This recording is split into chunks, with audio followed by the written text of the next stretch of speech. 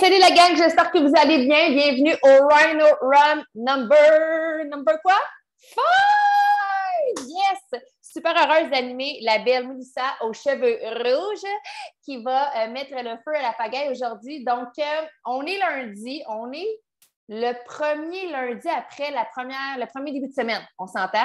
Fait que qui dit lundi dit nouvelle semaine, nouveau départ, nouveaux objectifs, nouvelle chance de te lancer ou de te relancer, peu importe. L'important, c'est que tu sois là présent. Donc, premièrement, avant de commencer, je vous invite à faire une gratitude. En quoi avez-vous le cœur rempli de gratitude là maintenant depuis que vous êtes levé debout? Moi, je vais vous le dire en vrai de vrai, au lieu d'écrire back to school. J'ai de la gratitude que mes enfants soient à l'école parce que je vais être selfish dans ce que je vais vous dire. Ça me redonne une liberté, un calme. J'ai la paix à la maison. Qu'est-ce que tu veux que je te dise? C'est ça la réalité. Quand tu es une maman entrepreneur qui en plus travaille à la maison, bien, le fait que le calme plat dans la maison, ça te donne encore plus de temps pour te grounder avec ta business. Fait évidemment, ça élimine des turbulences dans ma vie aujourd'hui, à l'instant même. C'est le sujet du jour, mais elle est là en fait pour vous amener la réalité qui va toujours rester la vie, tout ce que ça peut amener, les remous qui, pour certains, se font aspirer littéralement et ne ressurgissent jamais à la surface, alors que pour d'autres, ça va les amener dans une espèce de spirale de remous qui va les faire rebondir puis surfer sur la vague. Donc, Mel, je te laisse le micro. Mel, ça fait déjà 2 ans qu'elle fait la business Prove It. Elle a fait temps plein, elle a fait temps partiel, puis même quand elle est temps partiel, elle fait temps plein pareil. En tout cas, bref, sa vie tourne autour de Prove It. Donc, dans un air d'élan, Mel, j'ai bien hâte d'entendre comment tu vois les turbulences dans la business, dans la vie, bref, dans ta tête à toi. Voilà. Merci, Émilie. M'entendez-vous bien? Parfait. Juste prendre 2 secondes parce que j'ai vu des visages que ça fait longtemps que je n'avais pas vus et que je suis vraiment contente de revoir. Fait que salut et bon retour, contente. Donc, ouais, les turbulences, parce que la vie, ça reste la vie, hein? On en a tous, on en a à différents degrés.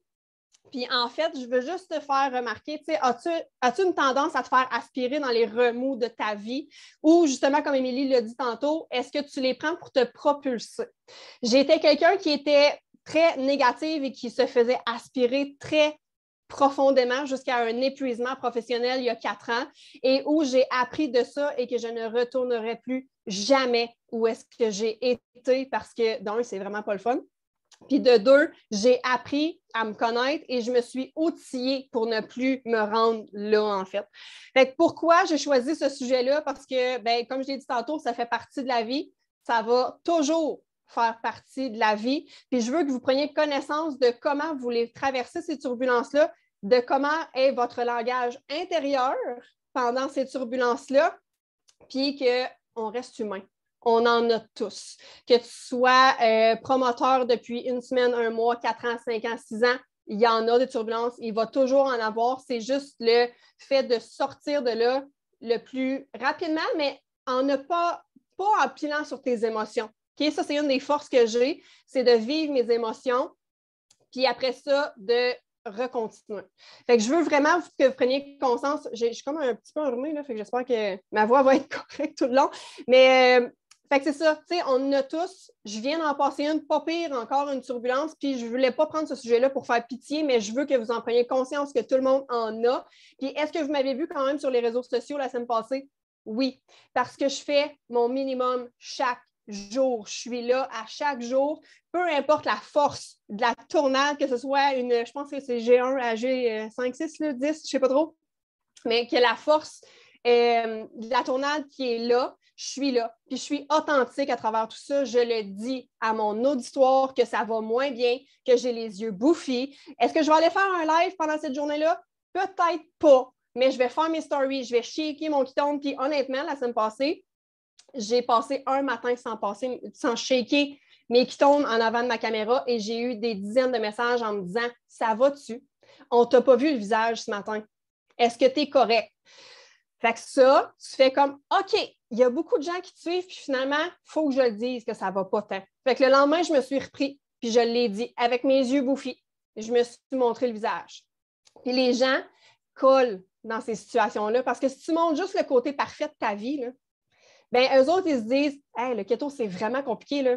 Je ne mangerai plus jamais rien, je ne dérogerai plus jamais, jamais, jamais. C'est là que ça devient restrictif puis que les gens abandonnent. Fait que montrez vos imperfections à travers tout ça. C'est ça qui est beau, c'est ce qui rend authentique puis c'est ce qui va... En fait, moi, c'est les moments où je suis le plus fière de me montrer le visage. Quand je suis vulnérable, quand je suis authentique, quand je suis vraie. Oui, ça va bien, puis je vais le dire quand ça va bien. Mais quand ça va mal, tu sais, vous êtes prêts jusqu'à où à montrer où est-ce que ça va mal aussi? Ça, c'est votre jardin secret. Je n'ai pas expliqué ma turbulence de semaine. J'ai dit que j'en étais dans une, mais c'est où est-ce que vous allez vouloir aller là-dedans. Mais partagez-le. C'est là que les gens collent.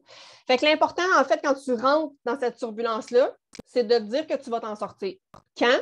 Dans 2 jours, dans 3 jours, dans 4 jours? Je ne le sais pas. C'est à toi de voir quand est le bon moment pour toi de sortir de là.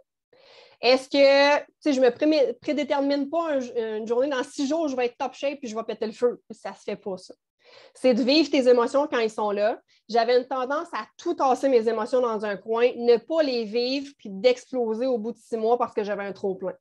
Maintenant, je m'arrête, pas complètement, mais je m'arrête, je vis ce qui est là, en dehors ou avec les caméras, peu importe avec qui je veux les vivre, mais je les vis 100% et totalement. Fait que ça, c'est important de vivre vos émotions. Oui, on parle de, quand on parle des clients, tout ça, d'être vraiment avec non, je ne me souviens pas, stoïque, mais en même temps, quand toi, tu es tout seul chez vous, puis que tu as besoin de pleurer dans un coin, tu le fais. Ce qui m'aide énormément là-dedans, c'est que moi, mes enfants étaient avec moi la semaine passée, quand j'étais dans cette tournade-là, puis c'est de leur expliquer que toi aussi, tu es humaine, tu es humain, puis que tu as besoin de les vivre, ces émotions-là. Puis en fait, ça fait juste leur dire que les adultes aussi peuvent avoir de la peine. Les adultes aussi peuvent être fâchés. Fait que c'est normal, puis de voir que je suis capable de gérer ces émotions-là, puis de fonctionner quand même dans ma vie, bien, monkey see, monkey do. Hein. Fait que si tu leur dis, pleure pas, t'es trop grand, refoule tes émotions, mais ils vont refouler, puis les autres aussi, à un moment donné, ils vont péter. Fait que c'est vraiment de vivre ce que tu as à vivre. Je veux que, en fait, que tu observes ton langage interne quand tu passes des turbulences comme ça. C'est hyper important. J'ai appris avec le temps aussi à ne plus me taper sur la tête. Puis si tu te dis que tu es nounoune pendant ton 3 jours, que ça va vraiment mal, mais ça va peut-être te prendre une couple de jours de plus à te remonter. Fait que de dire que c'est de taper sur la tête, en fait, ça ne sert à rien. Fait que tu sais, on se dit, il y en a plusieurs qui se disent, puis là, je les entends, puis je me disais ça avant, tu sais, jamais 203. Fait que là, c'est sûr qu'il va arriver un autre bad luck, là, parce que, tu sais, j'en ai eu 2. Fait que tu attends juste la 3e. En même temps, tu l'annonces. Fait que tu veux qu'elle arrive. L'univers, qu'est-ce qu'il va t'envoyer? Un autre tournade. Fait que, tu sais, c'est vraiment d'arrêter de le dire, puis de t'en sortir, en fait. Et j'ai vraiment beaucoup de notes. J'ai pris ça ce matin. Puis, en fait, ce qui m'a relevé puis qui me relève à toutes les fois, puis surtout depuis 2 ans, puis on ne le dira jamais assez, c'est quoi? C'est ton why. Si ton why n'est pas assez puissant pour te lever matin après matin, ça se peut que tu restes dans ton lit plus longtemps. En fait, il y a des grosses chances que tu restes dans ton lit plus longtemps. Fait que mes tournades que j'ai depuis 2 ans, mais mon why est tellement puissant. Puis je veux vous nommer 3. Puis c'est pas pour faire pitié que je veux vous les nommer, mais je veux vous les nommer parce qu'il y en a que ça fait 2 ans qu'on se côtoie vraiment.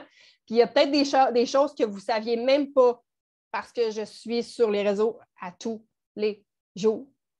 Fait que je veux vous nommer 3 turbulences que moi j'ai vécues depuis les 2 dernières années. Puis il a fallu que je creuse, que je me rappelle certaines affaires parce que moi, j'ai une tendance à vivre ce qui est là en ce moment, régler, check, passe à autre chose.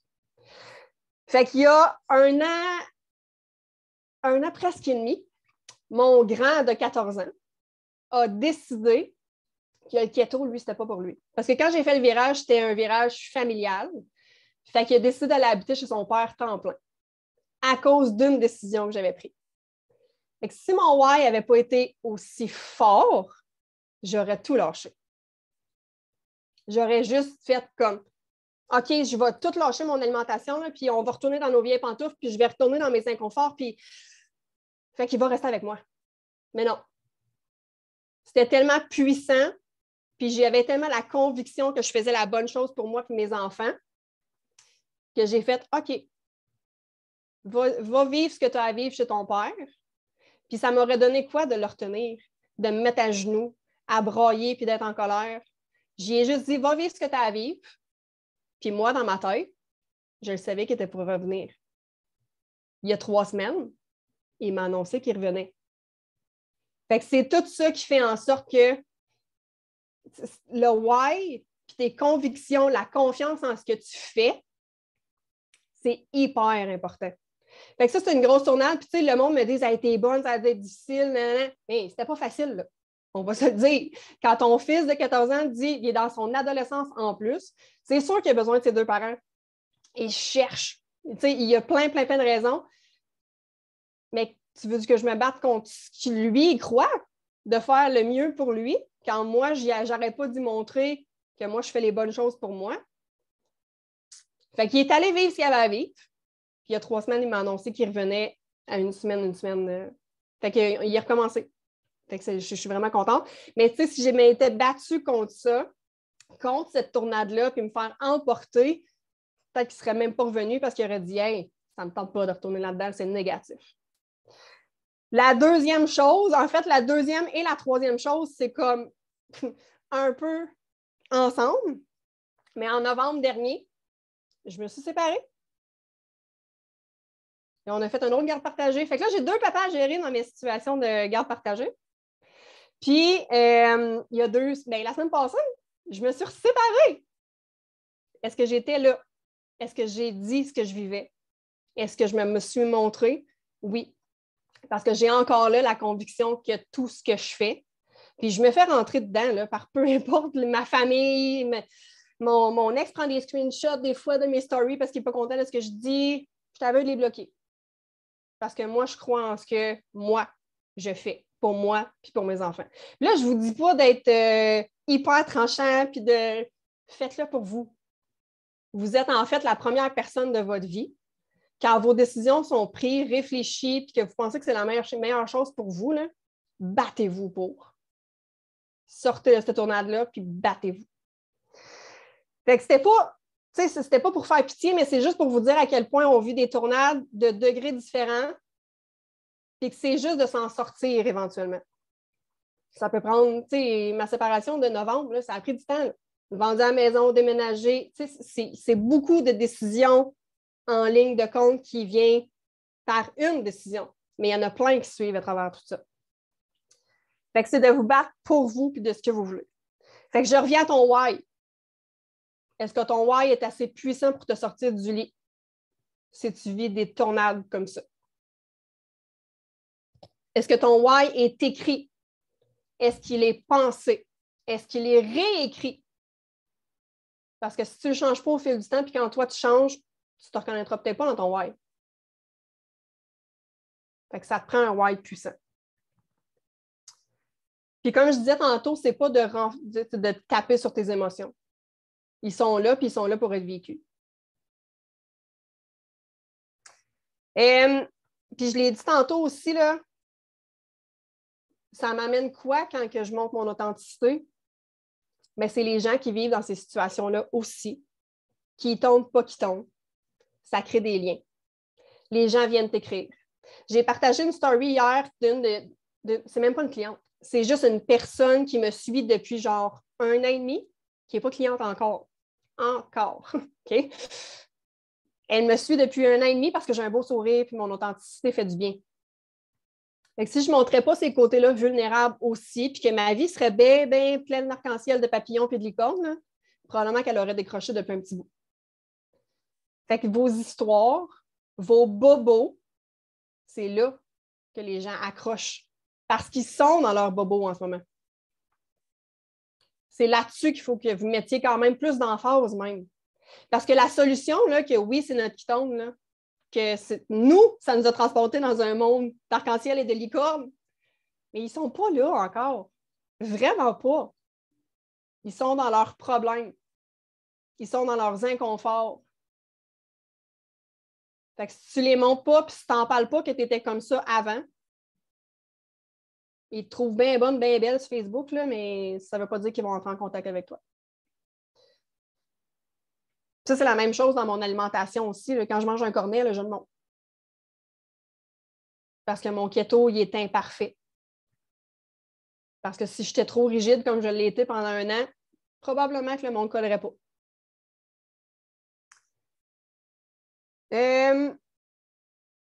Ça, je l'ai un peu expliqué. Là. Je suis comme un peu dans... J'ai pris mes notes, mais je suis comme un peu brouillon dans mes notes. Puis, je veux juste vous dire que tout ça se développe, OK? Je ne suis pas née avec cette force de caractère-là, puis de passer au travers. Puis la semaine passée, j'ai parlé avec Camille, puis elle m'a dit que j'étais une des personnes qu'elle connaissait qui rebondissait le plus rapidement sur mes pieds, puis elle m'a dit que j'étais forte en crise. Mais ça se développe. Ça se travaille. Parce qu'il y a 2 ans, là, probablement que tout ce que mes petites tornades m'auraient rentré dedans pas mal plus que ça. Ça s'apprend.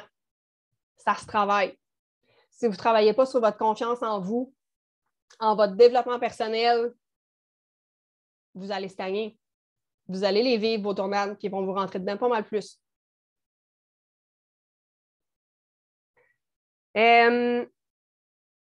J'ai 2 call to action. Je n'ai pas juste ça. Fait que le premier, ça va être en fait de vous nommer 10 pourquoi tu te lèves chaque matin.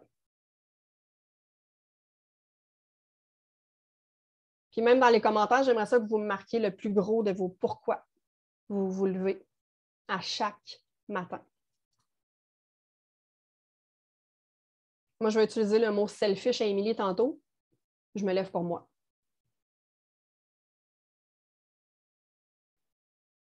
Les enfants, ça fait partie beaucoup, la liberté, le bonheur, ta fille. Ça, c'est votre why. J'en veux 10 sur une feuille. Votre deuxième call to action, puis j'ai fait une publication qui va sortir tantôt dans le French Tsunami. J'aimerais que vous fassiez un coin dans votre maison, dans votre bureau, n'importe où, de vos forces. Que ce soit des post-it, que ce soit dans ton miroir. Moi, j'ai un miroir que j'ai marqué toutes mes forces dedans. Il est rendu trop petit, mon miroir. Si c'est déjà fait, rajoute-en 10. Tu es capable de trouver 10 forces. C'est sûr et certain.